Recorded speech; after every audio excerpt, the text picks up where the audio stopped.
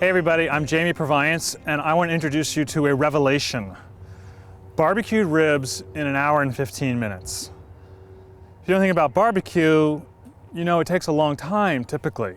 Baby back ribs, usually you're looking at 3 to 4 hours. Once again, I'm going to show you how to do it in an hour and 15 minutes. Every bit is tender, beautifully seasoned, nice and smoky. You're really missing nothing except about an hour and a half of your time.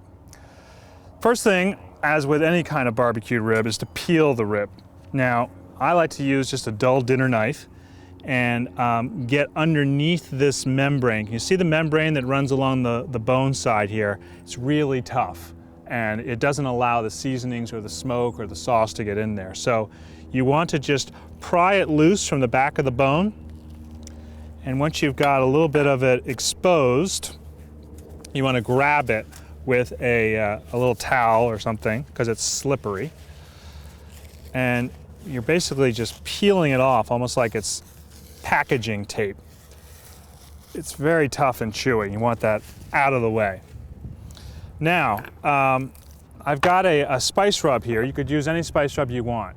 Make your own, buy some bottled spice rub. This one happens to have some kosher salt, black pepper, some dried thymes, granulated garlic, and some paprika. Really nice mixture of flavors. Just spread that over the meat, rub it in as the name implies, on both sides, because you eat both sides. And then what I'm going to do, the real magic in this recipe, is cooking the ribs in foil, at least initially. And why that's such a great idea for speeding things up is that as the ribs get hot and the fat begins to render and the juices begin to flow, they turn into this hot steam, which is able to cook the ribs more quickly than the dry heat of a grill or a smoker. And in order to do this properly, we need some heavy-duty foil and a fair amount of it, because you don't want fat dripping directly into the grill, because we're cooking over direct heat.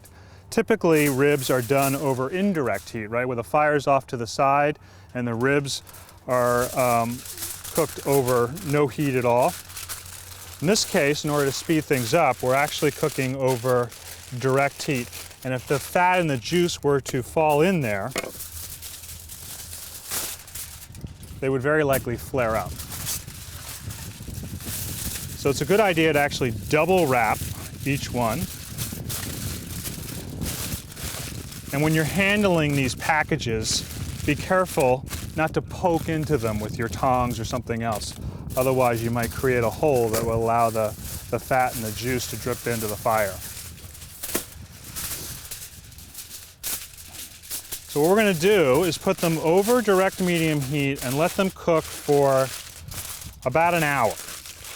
And then take them off of the grill, take a look at them, and I think you will be amazed at how tender they look, how well cooked they are. But they're not going to have that beautifully browned, caramelized quality about them. They're just basically going to be steamed. So I got a couple of nice packages here and a couple that I've done up ahead of time. I'm just going to put everything right over direct medium heat.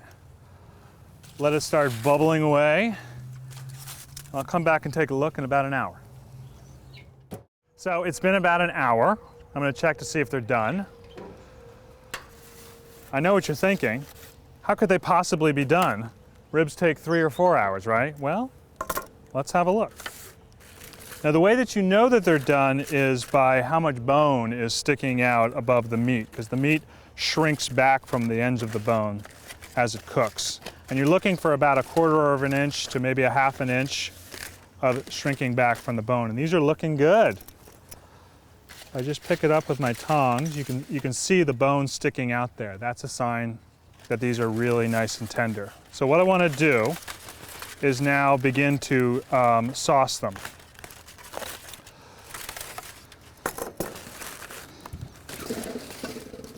And I'm also going to smoke them at this point, so we're going to be adding additional layers of flavor. Wouldn't want to put the sauce on too early because it would burn inside that foil. But now is the perfect time. And I'm going to set them back over direct medium heat, just until this sauce cooks into the meat a little bit and begins to brown, and it gets a little bit crispy on the outside. And I'm also going to add the wood smoke at this point. I should take the other ribs off. Just set them aside for the moment.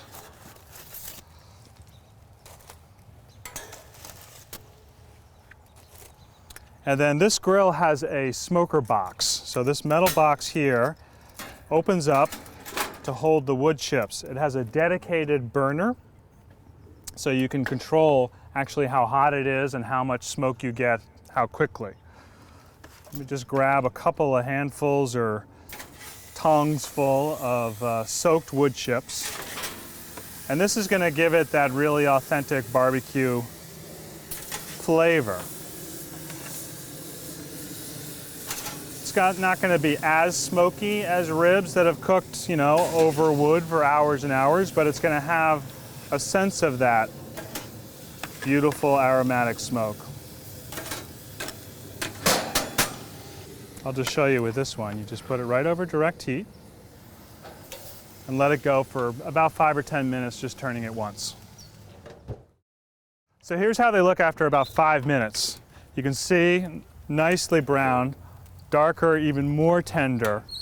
I mean, you know, if you've got 4 or 5 hours and you want to spend it on an afternoon making ribs, go for it. You're going to have some fabulous results. But if you've got like 2 hours, you know, people are coming over and you want ribs on the fly, this is the way to make ribs. Well seasoned, sweet, spicy, a little bit of smoky. It's everything a rib should be. In fact, it's a revelation.